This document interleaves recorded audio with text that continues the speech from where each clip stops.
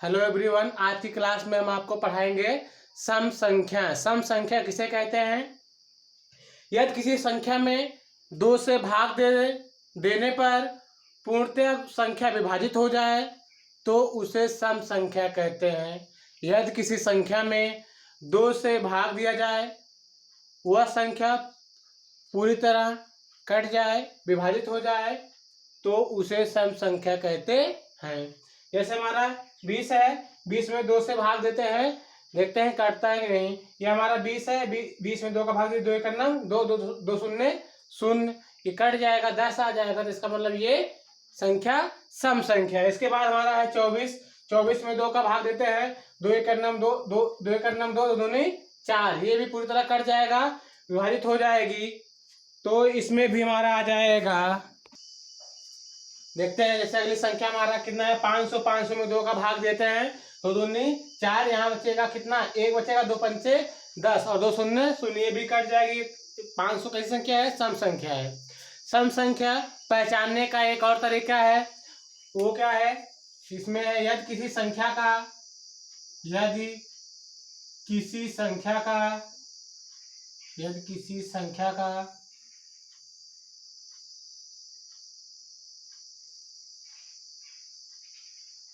इकाई अंक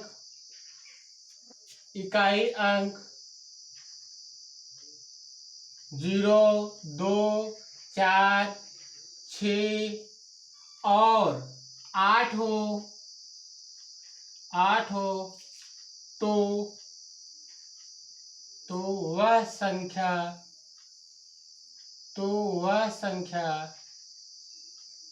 सम संख्या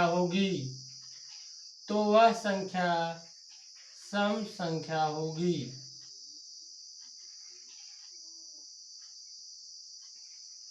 मान लीजिए कोई संख्या दिया है, यदि उस संख्या का इकाई अंक 0, 2, 4, 6, 8 रहेगा, तो संख्या क्या होगी? हमारी सम संख्या हो जाएगी। हम आसानी से पहचान लेंगे ये सम संख्या है कि नहीं है। इसके बाद जैसे एग्जाम्पल देखते हैं, जैसे हमारा है 2520, ये देखिए इसका इकाई कितना है? 0 है, जिसका मतलब एक ऐसी संख्या है, सम संख्या है। इसके बाद 5640 48 कर दीजिए, तो ये देखिए इकाई कितना है हमारा? 8 है, इसका मतलब ये भी कैसी संख्या है? सम संख्या है।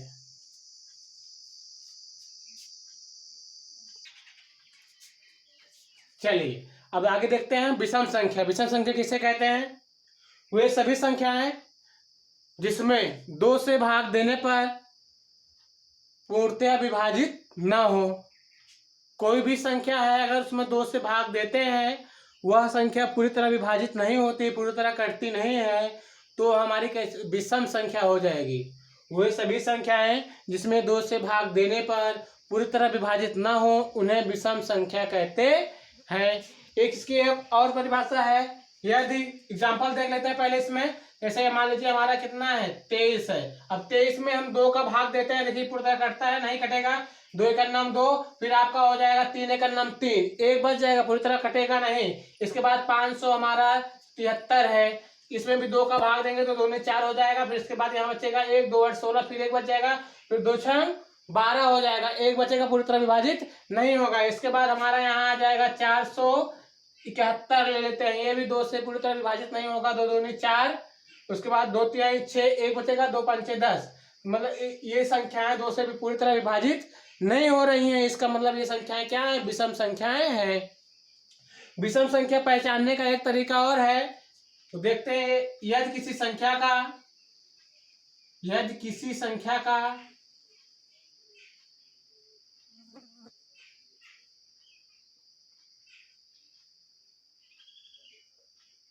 संख्या का इकाई अंक 1, 3, 5, 7 और 9 हो तो यदि किसी संख्या का इकाई अंक 1, 3, 5, 7, 9 हो तो विषम संख्या होंगी। जैसे मान लीजिए कोई संख्या दी है, हमें विषम संख्याओं की पहचान करनी है, कौन कौन सी विषम संख्या है। तो विषम संख्याओं की पहचान कैसे करेंगे, इकाई अंक देखेंगे। इकाई अंक अगर 1 होगा, 3 होगा, 5 होगा, 7 होगा और 9 होगा, तो वो सब सभी हमारी संख्याएं क्या हो जाएंगी, विषम संख्या हो जाएगी। जैसे एग्जाम्पल देखते हैं, एग्जाम्पल जैसे हमारा आपका है 3825, ये देखिए इसका इकाई अंक 5 है, इसका मतलब ये संख्या कैसी है, विषम संख्या है। इसके बाद अगला देते हैं 7241, इसका इकाई अंक कितना है, 1 है, तो इसका मतलब ये कैसी संख्या है, विषम संख्या है। इसके बाद 9757 ले लेते हैं, देखिए इसमें इकाई अंक कितना है, 7 है, ये कैसी संख्या है, ये भी संख्या विषम संख्या है। नोट कर लीजिए।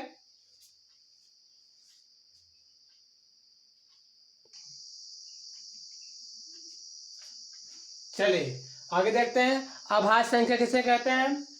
अभाज्य संख्या वे सभी संख्याएं जो 1 से कटे और स्वयं से विभाजित हो जाएं, उन्हें अभाज्य संख्या कहते हैं। वो सभी संख्याएं जो 1 से कटे और स्वयं से कटे, वे सभी संख्याएं अभाज्य संख्याएं कहलाती हैं। जैसे हमारा एग्जाम्पल देखते हैं, जैसे हमारा है 2 1 से कटेगा और 2 से कटेगा और किसी भी संख्या से विभाजित नहीं होगी।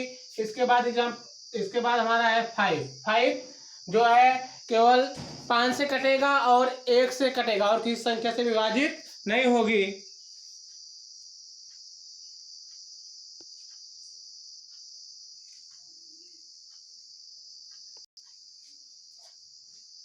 और आगे देखते हैं, जैसे हमारा है 7, ये 7 केवल 1 से कटेगा और 7 से कटेगा, तो ये सभी संख्याएं हमारी क्या है, अभाज्य संख्या। जैसे 11 हो गया, 13 आपका हो गया, 17 हो गया, ये सभी संख्याएं क्या हैं, अभाज्य संख्याएं हैं। अभाज्य संख्याओं का केवल 2 गुणनखंड होता है। एक तो जो भी अभाज्य संख्या रहेगी 1 से कटेगी और खुद से कटेगी। नोट कर लीजिए। इसके बाद पढ़ाते हैं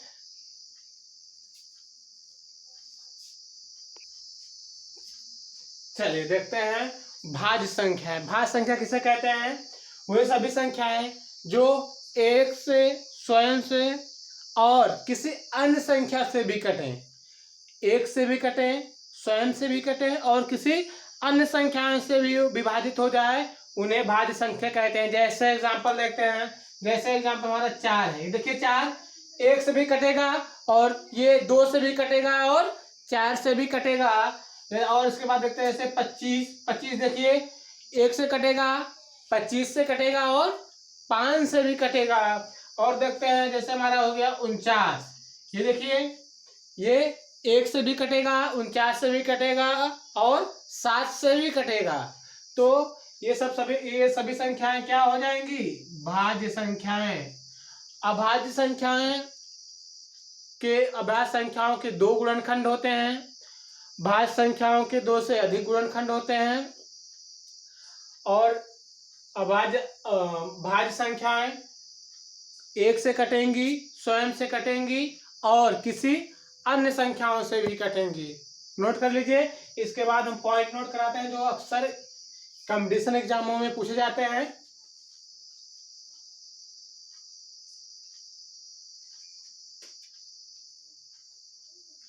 एक ना ही भाज्य है, एक ना ही भाज्य है,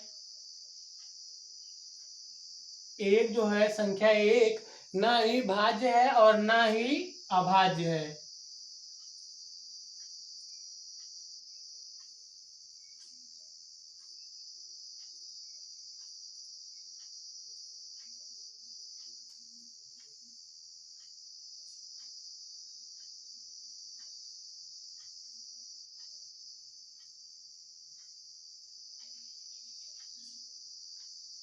जो संख्या 1 है ना, ये संख्या ना तो भाज्य संख्या है ना और अभाज्य संख्या है। इसके बाद दूसरा पॉइंट हमारा है 2 सम अभाज्य संख्या है। सम अभाज्य संख्या है। दो केवल एक ऐसी संख्या है जो सम भी है और अभाज्य भी संख्या है। जो केवल एक ही संख्या ये हमारी है जो सम भी है और अभाज्य संख्या भी है। नोट कर लीजिए।